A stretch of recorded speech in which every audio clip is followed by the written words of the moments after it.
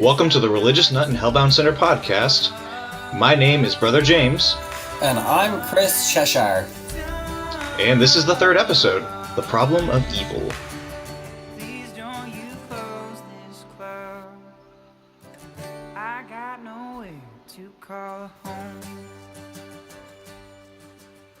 And now for your entertainment, The Servant and Kingy Show!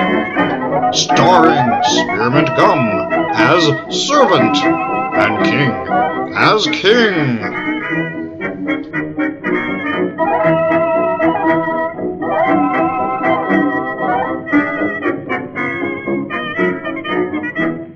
King! King! King! What, Servant, what? King, the kingdom is falling apart. What? Everybody's invading us. We got this army from the Philippines over here, and Saudi Arabia down here, and the country of Turkey up there. Must be revenge for Thanksgiving. And King, I'm pretty sure America has it out for us. You mean Donald Trump? But he was a friend of mine. Not anymore. And it gets worse, King. Like, fleas are multiplying in wild numbers, and I got these itches all over my body. You're always itching all over your body. But I'm itching more, King. It's not fair. What else is happening? I woke up this morning, King, and I went to grab my breakfast, but there was a hole in my donut. A hole in the donuts? I mean, is that a thing? How can there be a hole in my donut? Quick, tell everyone in the kingdom to pray immediately. To pray? Yes. But King, the churches are empty tonight. Nobody can pray. Everybody's at the Super Bowl. What? Wow, that brought back memories. Wow. So many. So many. Yeah. Anyway, so how have you been? I'm doing pretty well. Cool. Any things happening? Crazy stuff? Fun stuff? Bad stuff? Don't tell us the bad crazy stuff. Stuff is around the corner, but lately it's just all the therapisting. The therapist-ing? Yes. And that's going pretty well. How are you?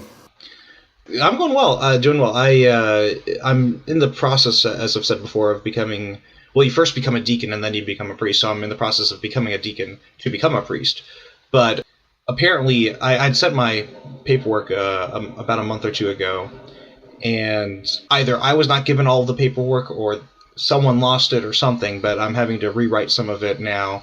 So I got that paperwork today, and I'm about to send it within the next day or two once I get... That's why you make copies of it before you send it. I only had hard copies. Anyway, oh well. You know.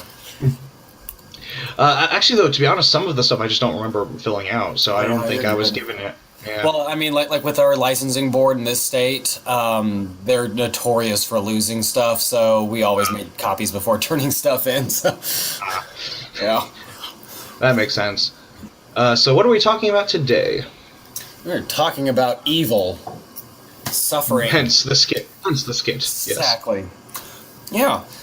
We've decided to do a series of episodes on this topic because it is pretty broad and there's a lot of different things that both of us feel strongly about and would like to comment on it. So in today's episode, we're going to start by a basic introduction to certain themes, and we'll examine some of the common philosophical perspectives and arguments about God and evil or suffering coexisting for and against. We tried doing, actually, the reason why this one's coming later than our usual one is that we tried doing an episode where we just tackled evil, and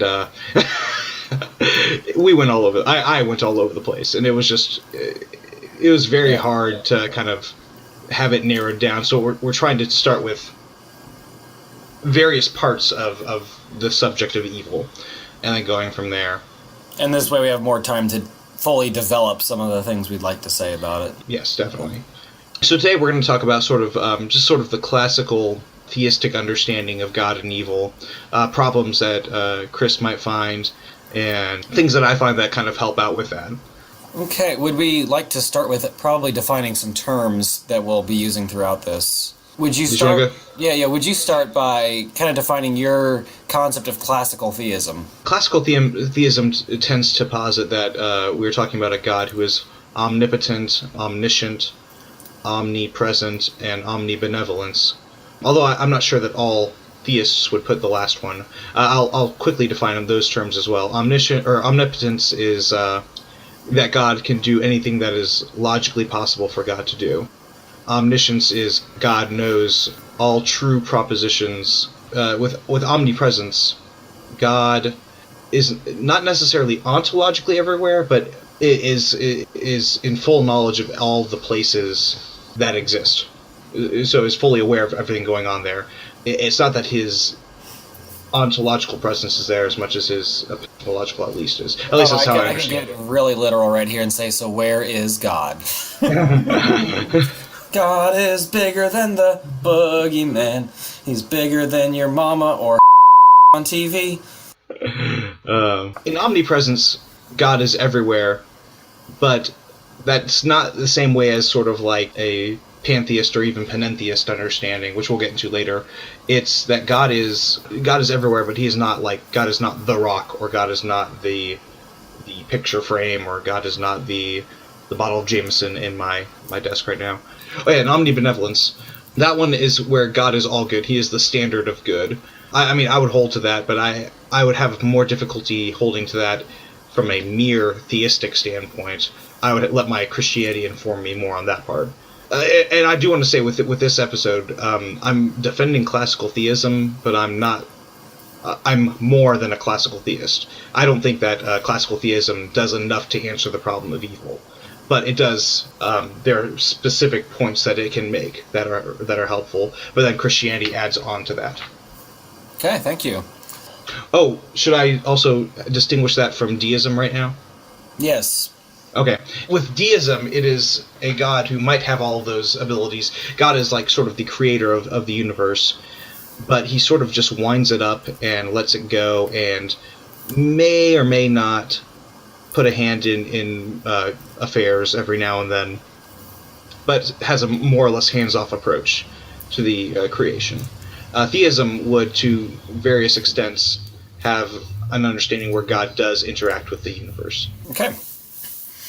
I'll go ahead and define a couple of other terms before we get started. I think most people have a general concept of pantheism. Panentheism is one that I think is a little less well known. But basically, in pantheism, it's basically a form of everything that is in existence expressing some aspect of God, and God is expressed through everything that exists. It's a form in which most people who hold to a form of pantheism don't see anything of God as being separate from the universe or all of existence. In a way, everybody or everything would sort of make up God. In panentheism, it's similar, but it's different, because there's more of a sense of a divine being that is separate from the universe in some sort of way, but is still an integral part of the universe and not entirely separate from it. Some forms of panentheism could almost see God as one side and the universe as another side, completing a full circle. So those are some basic concepts of God. Of course, there are countless others out there, and throughout the podcast, I will mention briefly a few others, whether or not they fit into the categories we've already described, that I would accept coexisting with evil or suffering theoretically. So we're just kind of defining some of the more broad, basic concepts here before we get started. Okay, so King. Yes. Would you please tell me how in the bleepity bleep that a God that is omnipotent and omnibenevolent would even make this place with all this state of bleepity bleepness? Coming from a theistic understanding, which is the part I'm defending right now, it's hard to give you can't give a reason why. You can give theories. So, for the theistic understanding, God might do it because the idea is understanding that God is making a place that comes from infancy of sort of imperfection and bringing that thing to perfection. Does that make sense? Yes. Okay. Okay. I know we are trying very hard to stay away from getting into the Christian faith in particular in this episode. But would you see that concept of God creating a place that's moving toward greater perfection from infancy as coherent with the Christian faith. Adjusted, but yes. Okay. I would include the fall there because people tend to make this claim that God created creation and it was perfect. And Scripture nor the fathers, at least as far as I know, but certainly not Scripture, do not claim that creation was perfect. We would just add that there was a fall which brought down the creation even further, sort of thing. Oh, okay. Yeah. So within that concept, then, it would be more that humans themselves were created in some sort of higher state, and that all of the universe was not perfect, but that the fall of humans sort of made everything come down a step or so. Yeah. Okay. Well, quite a few steps fall. So that's true. I mean, you can fall off one step, but it's, Yeah. So, would you talk a little bit more? I mean, wait. So basically, you said that classical theism itself cannot offer an explanation of how the omnipotent, omnibenevolent God coexists or created a universe that contains suffering or evil? Yeah, because the classical theism is a skeleton. It is sort of just like the bare bones of like trying to explain the understanding of God and such, without a narrative, without the meat added to it. Okay, well, I'll take that. Okay, so on the topic of God being both omnipotent, under omnipotence, I'll allow omniscience, omnipresence. That's kind of, in my mind, all-encompassing there. And then omnibenevolent. There is, oh gosh, was it Epicurus, the one that everybody points to sometimes, was saying, is God willing to prevent evil but not able? Then he's not able but not willing. Yeah, all that. He's malevolent, or why call him God, or whence cometh evil. All of that. I think that argument brings up a lot of important thoughts and conversation, but at the end of the day, it does have quite a few problems. So I'm not going to spend too much time on that train of thought completely, but I want to focus very closely on the concept of God being omnibenevolent or all good. So, first of all, I'm going to take a step back from the concept of God for a minute and say that as, not only as an atheist, but also as, I'm going to need more time later to go into how I understand this, but I would consider myself mostly a moral relativist. In that I do see the concept of what is good or evil being subjectively defined by those who experience the universe and their interpretations of it. However, if we're taking a class... Again, Brother James can jump in and correct me if I'm straying too much into Christianity, but I believe that most of the theistic religions out there hold a lot of these concepts in common, that an omnibenevolent God would contain within himself only good and no evil whatsoever. Yes. However, what we have is a universe that God himself created that now contains evil. And there are a few different explanations that I've heard of exactly where evil comes from. Okay, and again, I know Christianity the best, but tree in the garden, did it come from humans? Did it come from Satan? Any of those forms, but at the end of the day, evil ultimately comes from something created from God. So maybe it's one step removed from God, but at the same time, it ultimately came from God. And I know this is not going to be the exact way that most theists understand God, but I just want to draw a little metaphorical picture here and say, if we're thinking of gene theory, the fact that I and another person can produce a child that has very different characteristics than either of us do, shall we say a different color of eyes or a different color of hair, that doesn't mean that neither of us contained that quality within us. It means that we carried that recessive trait in our genes, and then that is what was expressed in the child that we birthed. So again, I'm not trying to say God creating is the exact same thing as gene theory or God necessarily giving birth, because I think a lot of classical theists would not see it quite in that way. But that in some way, shape, or form that God would have had to contain within himself that which he produced, whether it was a quality of his own or whether it was a dream or an imagining in his mind, something that would have been there within God, whether or not it's fully expressed in God overtly, that then comes out in the creation that comes from him. Otherwise, I would have to say that there would be nothing. There would be no idea of evil. There'd be no evil, nothing unlike God that could come from God. Well, I have a few different, so many different directions I want to go with this. Okay, first of all, I think the example that you give is not very helpful in this situation. The problem is that we're talking about free will, and we'll have to define free will in a second. But I think free will is very different from genes, which are very deterministic. You don't get to decide your genes. So that's one problem I would posit. But I think that there's still a lot of help in what you're saying. So the idea, a lot of people tend to think of evil as a thing that is itself. And if we can go back to that gene example, it's not that these are genes, it is mutations from the genes. So evil is a perversion of what, if we're going to use the genetic allegory or example, evil and sin are the genetic mutations rather than the sort of like, well, this is what we inherited from. So it's genetic mutations that are introduced at that level. Okay. So, and again, like I said, I know that allegory isn't perfect, but yeah. So you're basically saying it's more so something that grew, and again, that might be a poor choice when we're talking about classical theism, but more so if we're using that metaphor, it's more so something that grew out of what came from God and nothing that originated with him to begin with. Yeah. Now, do I want to get into that?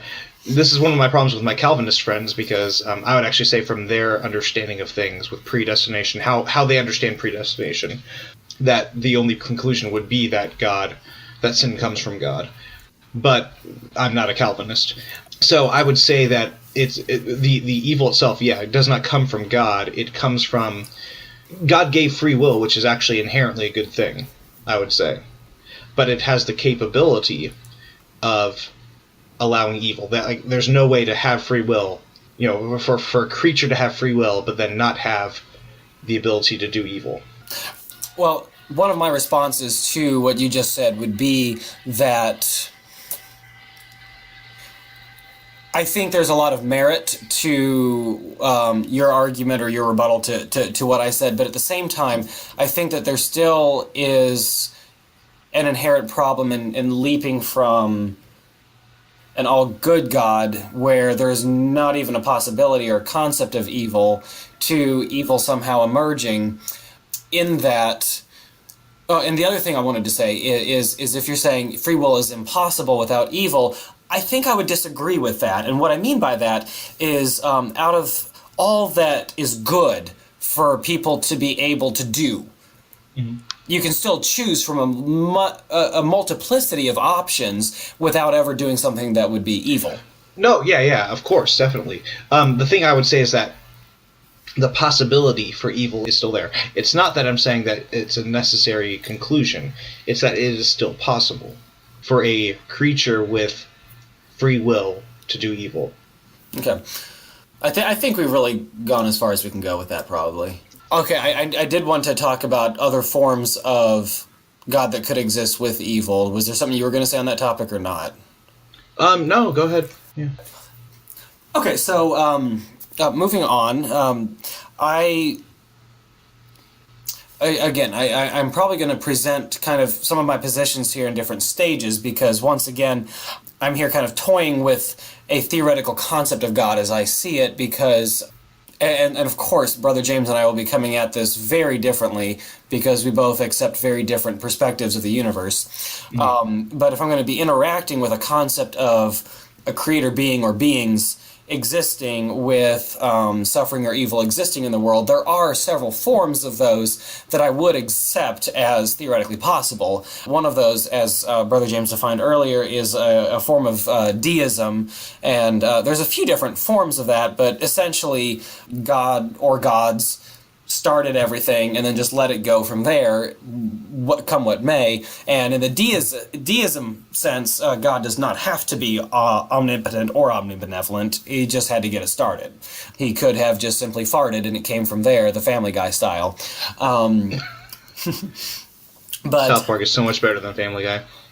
I agree, but that's what I just thought of. And then another form of God would be a form of, and this is one we didn't define earlier, would be a form of functional dualism. There may be a few other religions that employ this. It's most common in the dead religion Zoroastrianism, in which there are basically two gods, two ultimate powerful beings that are eternal. One is all good, one is all bad, and from each of them come all things good and all things bad. And it's a form of sort of cosmic competition that is being played out in the universe. Another form, I mean, we don't have as many polytheistic religions as we used to. I think the largest one still in existence would be Hinduism. But one thing that... What? I would actually... I think maybe that they're henotheistic. But I mean, that's splitting hairs probably, so...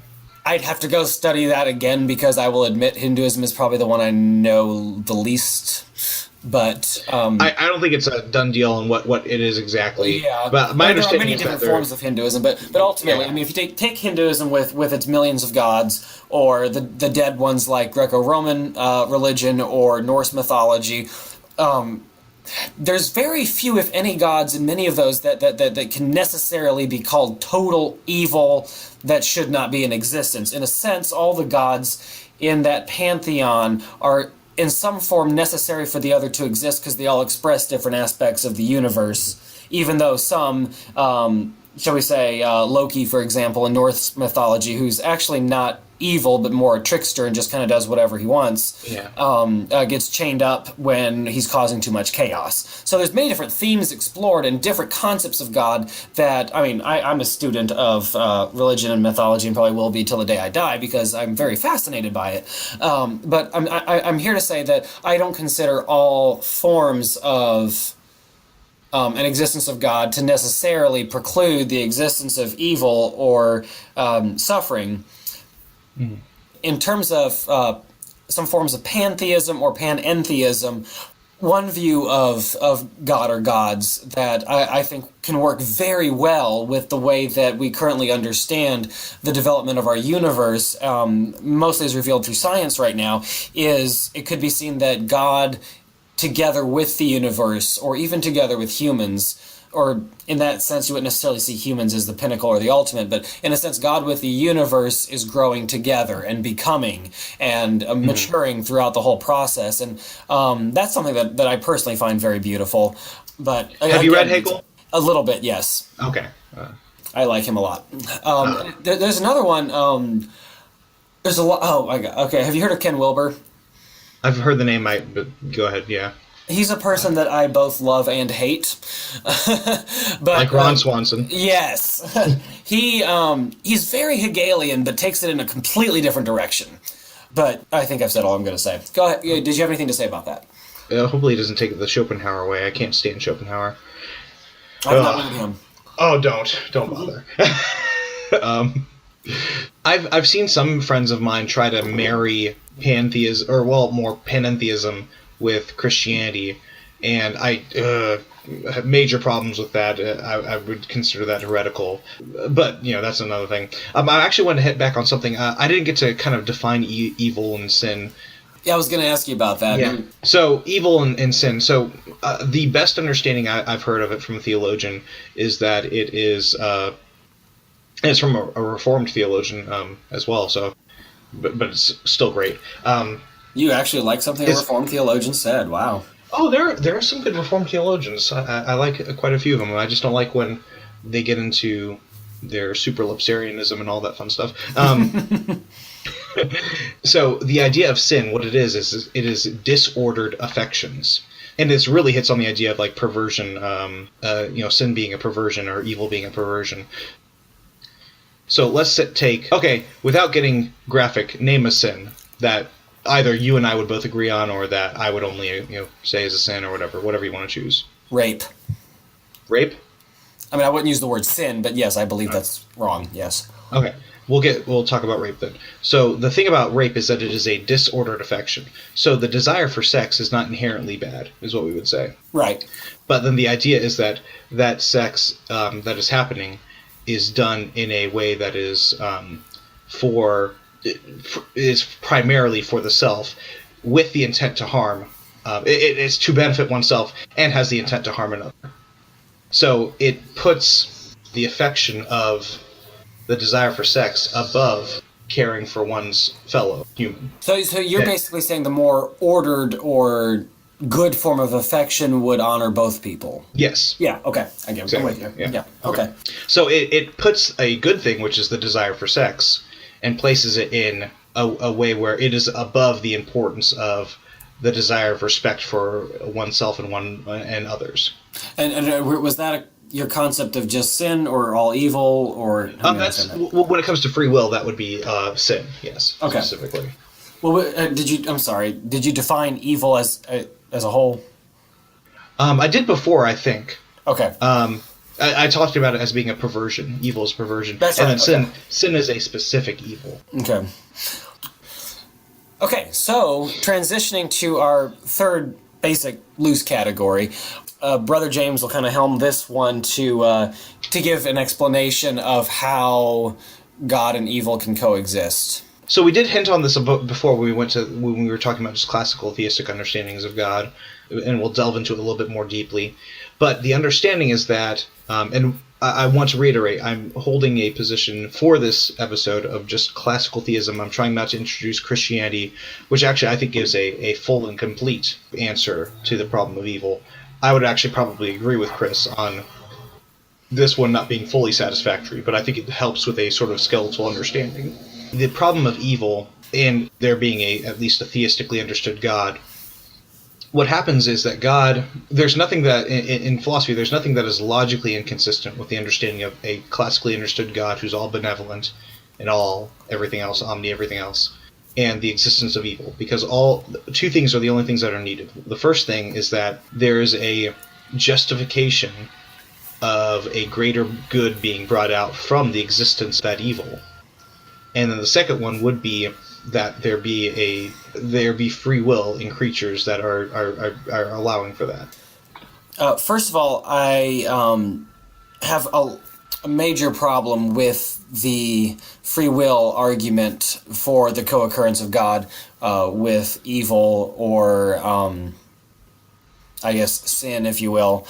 And a few of those are, and this is not original to me, but I think it's a strong point that there are many situations in which one person inflicting evil on another happens in a way where the other person is incapable of preventing it. So in that event, person A oppressing, attacking, what have you, a person B is preventing person B's free will from being able to be expressed. So it creates some sort of a conundrum here, because when you're saying God is wanting to protect the existence of free will, he is treating person A's free will as more important than person B's free will by doing nothing. If he were to intervene and save or prevent person A from oppressing person B, he's still oppressing person A's free will, but he's stopping the evil from happening. Mm-hmm. So I don't think that the free will argument is powerful enough to accomplish what it hopes to accomplish. That's one of my problems with it. I can give another one in a minute, but I wanted to hear your thoughts on it. Okay, so with that one, there's a bit of a problem with that understanding. We need to understand that, for instance, we are ourselves limited creatures. We cannot fly around like Neo in the Matrix and such. I wish I could. Oh, yeah, whoa.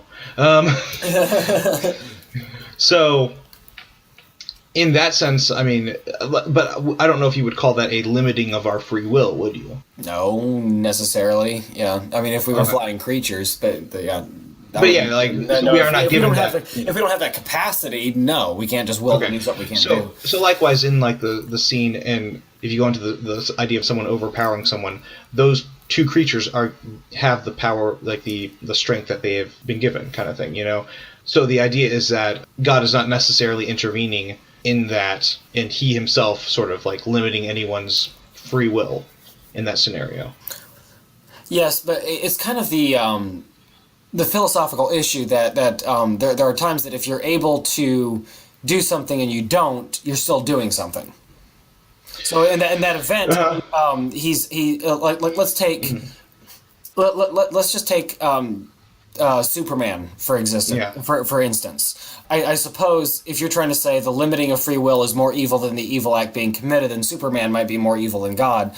But I'm pretty sure if Superman witnessed a rape happening, he would stop it. I see. I think I see what you're saying now. Okay, so the fact that he sees it and does nothing, that itself is, so that would go back to the free will, or the first part of the whole idea, where if the classically understood theistic God is seeing this and he does not intervene, he's not intervening because he's allowing for a greater outcome that will happen from that. Okay, that leads me into my second problem in this dialogue is, and you can tell me your thoughts on this, of course, but it seems to me you just invoked a second thing into the argument by saying that, okay, here's free will. Okay, now it's kind of coming up short, so there is a greater good that's coming out by doing that. So my question is, how is that not special pleading?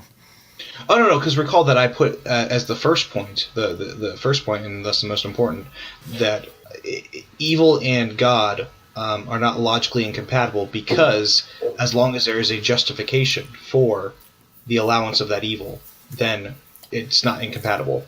Now, what happens here is that this is a purely logical argument, and so all it is doing is showing that God and the existence of evil are not logically incompatible.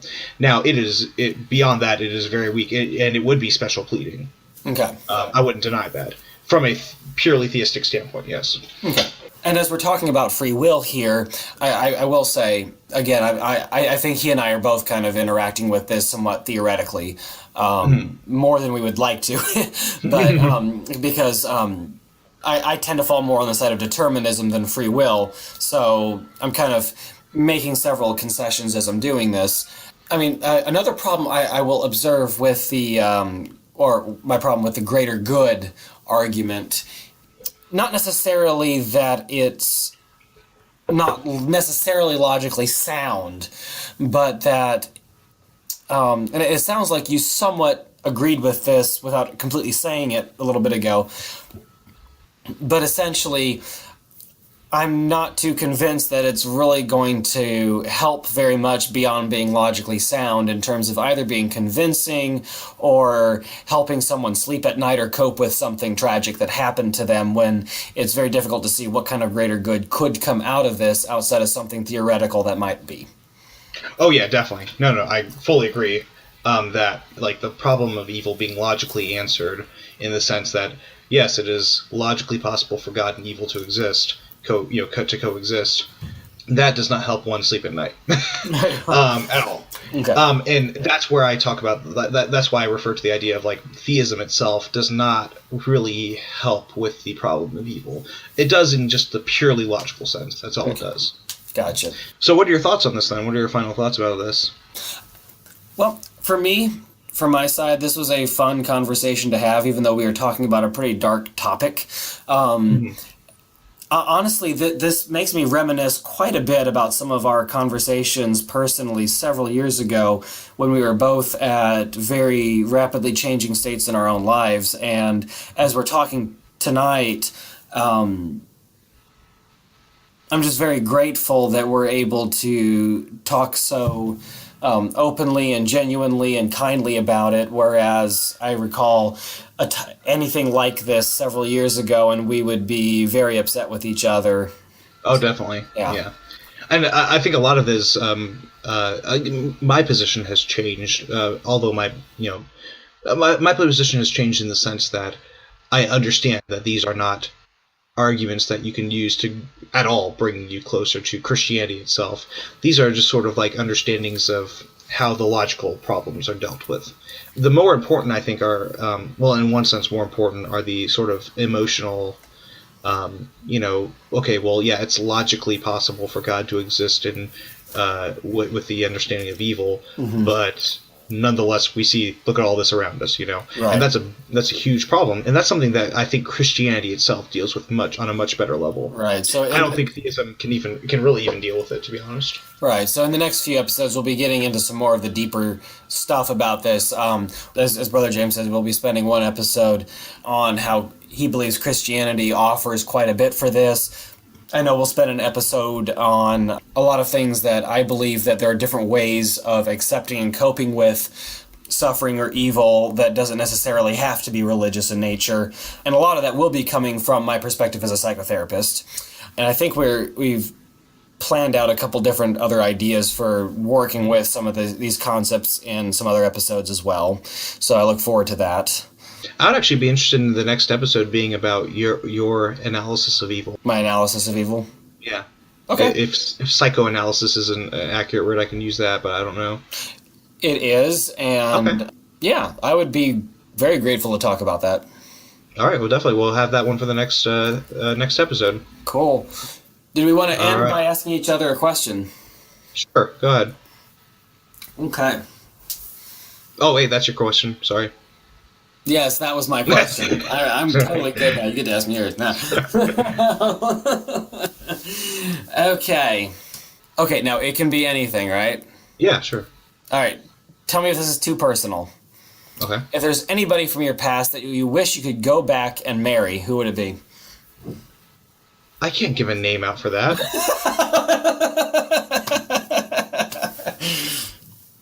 Actually, I've thought about that before. I'm heading into a good relationship right now, I think. And so, seeing how that goes. I guess maybe... no, actually, no one. No one? Yeah. Because it would so radically change my life that I would not be where I am today, and I love where I am today. Fair enough. All right, so question for you. Do you have any person that you would set up almost as like a sort of, like the way I have Jesus Christ, obviously not maybe deifying, but someone that you would look up to as like, that is someone I want to be like? I would say, okay, maybe there's a couple different levels how I'll answer this. First of all, nobody anywhere near the level of how Christians treat Jesus. Okay. Secondly, I think I'd like to kind of back up a little bit and share a little bit about myself in regards to that, because several times throughout my life, it's pretty common, like whether you're in class and it's a get-to-know-you question or an interview with a job, several times you get asked, who was like the most inspiring mentor that you've had in your life? Most of the times that I've been asked that, I have not been able to answer it.